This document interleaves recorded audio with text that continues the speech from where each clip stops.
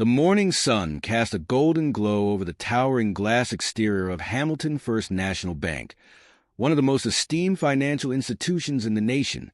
Its sleek, modern design reflected the city skyline, a symbol of power, prestige, and financial success. Business professionals, dressed in crisp, tailored suits, moved in and out of the grand entrance, their polished shoes clicking against the marble floors. They carried briefcases filled with contracts, negotiated high-stakes deals, and processed mortgage approvals and wire transfers with the precision of a well-oiled machine. This was no ordinary bank. It catered to the elite, managing assets worth millions daily. The kind of place where wealth wasn't just measured, but multiplied. But on this particular day, amid the steady stream of high-profile clients, an unassuming man strolled into the grand lobby. He wore a simple hoodie, faded jeans, and well-worn sneakers. His presence didn't turn heads. He blended in with the everyday customers, the ones who didn't flaunt their riches yet had just as much right to be there. Where are you watching this from today? Let us know in the comments below. What no one in the bank realized was that this man wasn't just another customer. He was Malcolm Hayes, the CEO and majority shareholder of Hamilton First National, a man who had risen from nothing, defying the odds to become one of the most influential black businessmen in the country. This bank wasn't just a business to him. It was his legacy. He had built it with relentless dedication, pouring his blood, sweat, and tears into making it a place of integrity, where every client, regardless of background or appearance, would be treated with dignity and respect. Yet, over the years, Malcolm had received troubling reports, complaints, stories from customers, especially minorities, who claimed they weren't given fair treatment at his very own institution. It was hard to believe. After all, he had personally hired many of the employees, set strict policies to ensure fairness, and trained his management team to uphold those principles. And still, something wasn't adding up. So today, he was here to see the truth for himself. No tailored suit, no entourage, no special treatment. Just Malcolm, stepping into his own bank as an everyday customer, hoping his staff would do what was right. As he made his way to the teller counter, he approached a middle-aged woman named Nancy Lawson. She sat behind the sleek counter, typing on her computer, barely looking up as she called out, "Next." Malcolm stepped forward, sliding his bank card across the counter with a polite nod. "I'd like to make a withdrawal, please." Finally, Nancy glanced up, and the moment her eyes landed on him, something shifted. A flicker of hesitation, a barely perceptible change in her posture. Her gaze swept over his casual attire, as if silently assessing whether he belonged in a place like this. "How much?" she asked, her tone flat, uninterested. $10,000, Malcolm replied evenly. Nancy's fingers hovered over her keyboard. Her brows furrowed and she blinked at him, as if she hadn't heard correctly. "Excuse me?" she asked, a note of disbelief creeping into her voice. Malcolm remained composed. "I'd like to withdraw $10,000. Nancy's lips pressed into a thin line. She stole another glance at him, then leaned back slightly, crossing her arms. "You do realize we have policies for large cash withdrawals," she said slowly, as if explaining something to a child. Malcolm raised an eyebrow. "I'm well aware, and I meet all the requirements." Nancy let out a small scoff, barely bothering to hide her skepticism. "Do you even have that kind of money in your account?" A hush fell over the surrounding customers. Heads turned, eyes darted toward them, curiosity piqued by the unfolding exchange.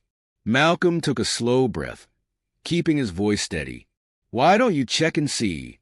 Nancy let out an exaggerated sigh, rolling her eyes as she reluctantly turned to her computer. She tapped in his account details, and the screen loaded instantly. The moment she saw his balance, over $50 million, her entire demeanor shifted. The color drained from her face. Her fingers stiffened on the keyboard. Her mouth parted slightly, as if her brain was struggling to process the number in front of her. But instead of apologizing, she doubled down. "I'm going to need further verification," she said stiffly. Malcolm tilted his head slightly. Why? Nancy straightened in her seat, trying to maintain control. Well, you don't exactly look like someone who regularly makes transactions of this size. Malcolm's jaw tightened. And what exactly does someone like me look like? Nancy hesitated. She didn't answer, but she didn't have to. Her meaning was painfully clear. I just need to follow security protocols, she muttered, avoiding his gaze. The hypocrisy was glaring. Just moments ago, a man in a perfectly tailored suit had withdrawn a large sum without a single question. But Malcolm? He had to prove himself. Before he could respond, a younger teller, Jessica, appeared beside Nancy. She had been listening and now looked deeply concerned. Is there a problem here?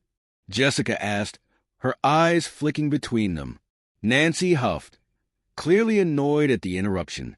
Just making sure this gentleman has the proper authorization. Jessica frowned.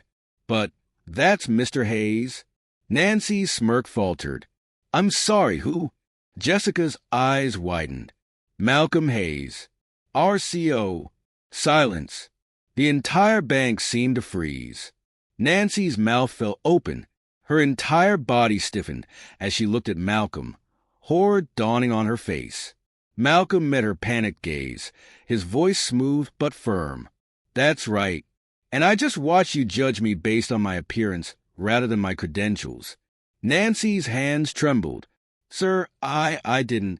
Malcolm cut her off. How many other customers have you done this to? His voice was calm but sharp as a blade. How many hard-working people have come in here and been treated like criminals because of how they look? Nancy opened her mouth, but no words came out. Jessica shifted uncomfortably. Other employees had stopped what they were doing. Even customers were staring, waiting to see what would happen next. Malcolm sighed, rubbing his temples.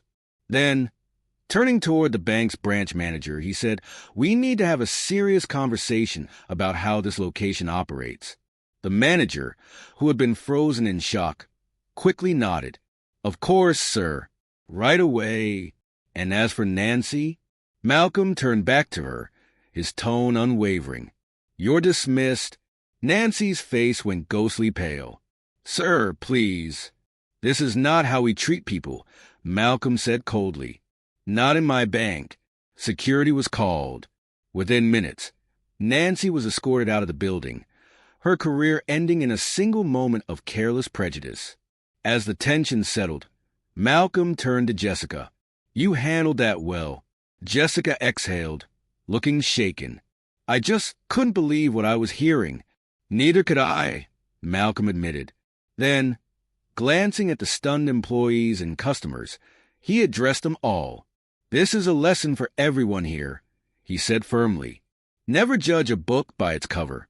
Treat every customer with the same level of respect. You never know who you're dealing with.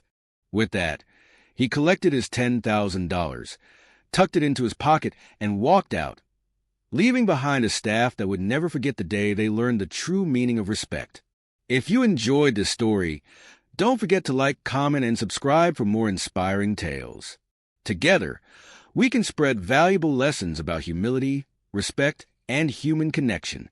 Thanks for watching. Have a great day.